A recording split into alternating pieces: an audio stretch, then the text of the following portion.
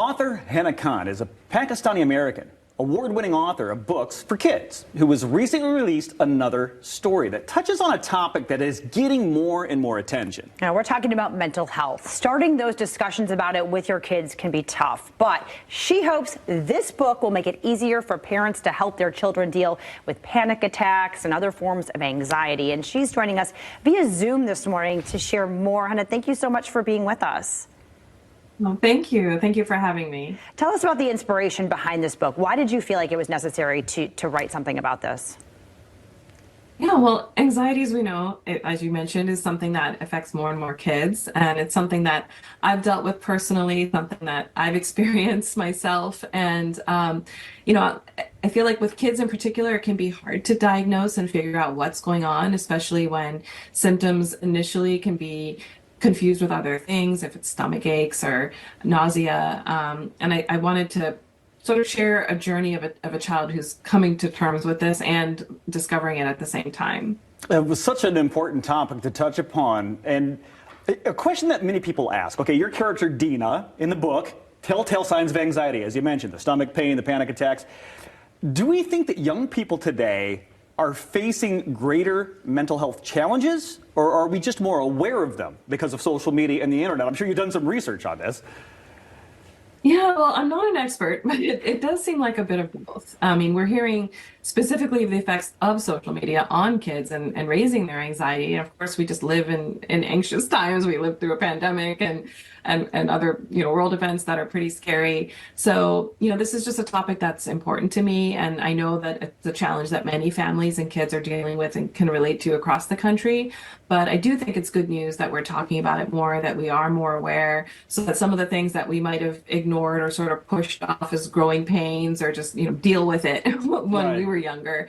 Our kids can get the support they need and the resources and be able to manage their anxiety in a way that I know I didn't when I was a kid. Well, and I think we can both relate. We're both parents of teenage girls, and this book also, touches on these things that they're dealing with, social media, dealing with their parents, other things and themes. Why is it important to write about this stuff? What do you hope your readers pull from this? Yeah, well, more than anything, I want my readers to feel seen and hopefully less alone, that they're not the only ones who are confronting these things or trying to navigate them.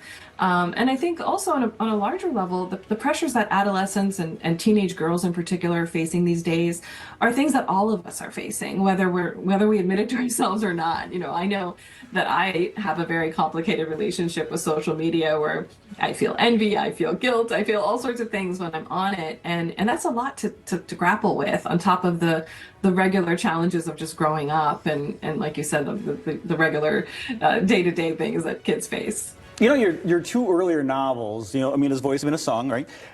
They dealt with the cultural landscape that immigrant children face. And Drawing Deena is a story about an immigrant family, but specifically, this is your first time the main character is a first-generation American. It's kind of a small change for a book, but how does that impact or influence the story?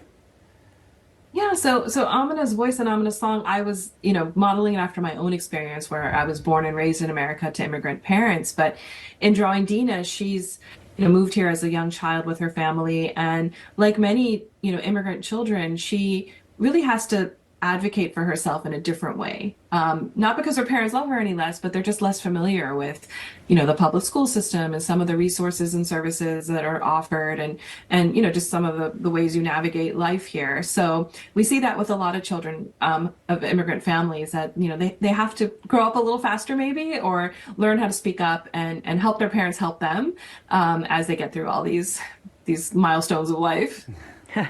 and having experienced that yourself, what advice would you have to young people in a similar situation dealing with, being multicultural in America? Do you have any advice for them on how to navigate those waters? Because it is a very different experience for people. Yeah, well, when I was growing up as a young Pakistani American, which like was maybe over 30 years ago, I hid that part of my identity and I didn't feel comfortable sharing it with people.